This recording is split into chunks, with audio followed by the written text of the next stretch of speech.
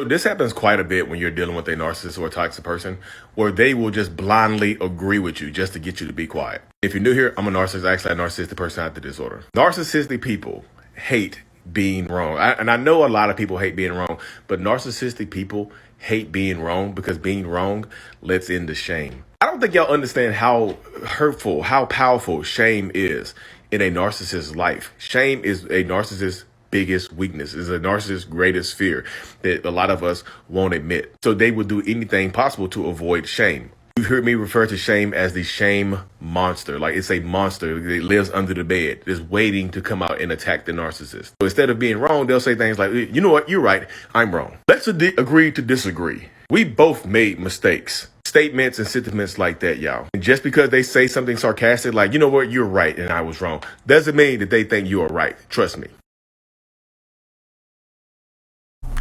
So welcome back, y'all. So if you cannot read the text on the screen, it says, I just get told you're right and I'm wrong. Conversations are never finished and it makes it hard to ever want to communicate about anything. Absolutely. That's the point right there. The last sentence right there, it makes it hard to communicate. It makes it hard to communicate about anything. Ever. That's it right there, y'all. Narcissists are not interested in communicating with you if it does not benefit them in any single way.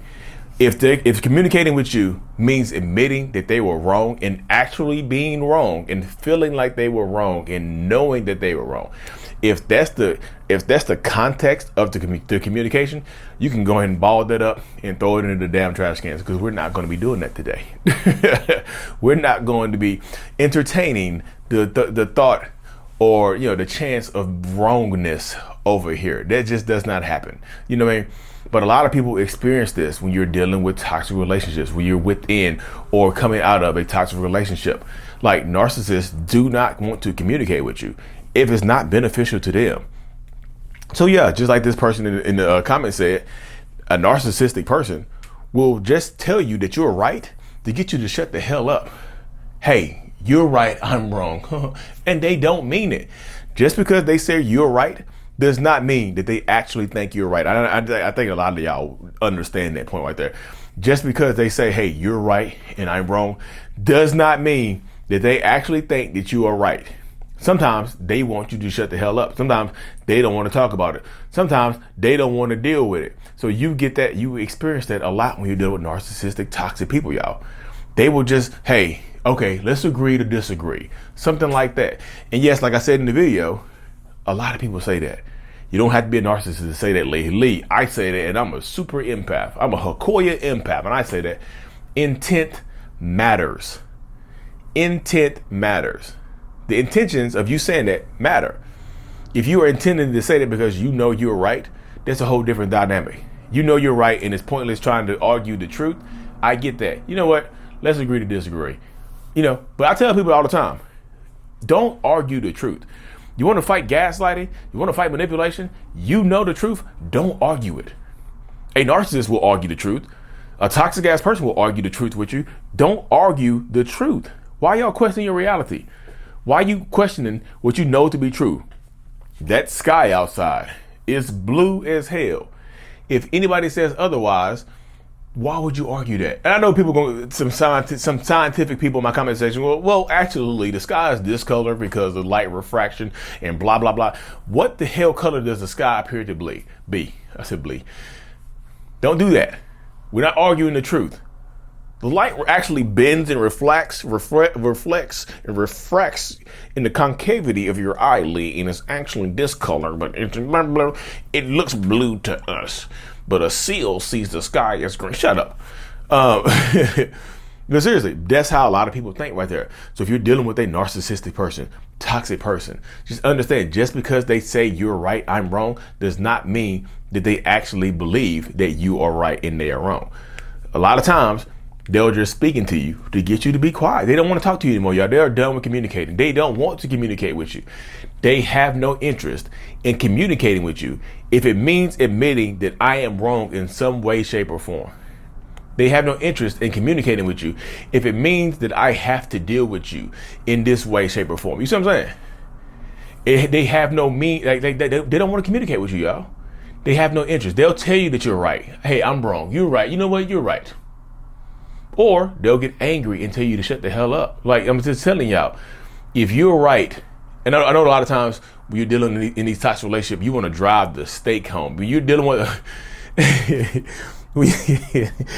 when you're dealing with a narcissistic vampire, like y'all call some narcissists, when you're dealing with a narcissistic vampire, you want to put the stake in their heart and you want to drive it home. Y'all, the truth is your stake. You don't have to drive it home. The truth is the sunlight. Just put them in the sun. Don't argue the truth. The sun is going to come burn them up. You said burn the narcissistic vampire up. You don't have to do that, y'all. You really don't have to. You know what I mean? Because they don't want to communicate. Yeah, they don't want to communicate with you. But Lee, how do we get them to communicate with y'all? Look, you'll be better off trying to go to your nearest building. I don't know where you live at. Go to your nearest downtown building.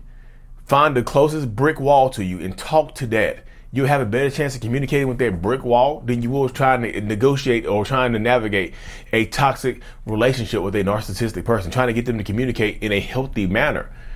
And some of y'all, even though y'all see my platform and you see me communicating, well, you can do it. Why y'all keep comparing me to your partners? Has your partner been in therapy for 6 years and has been honest, open, and vulnerable?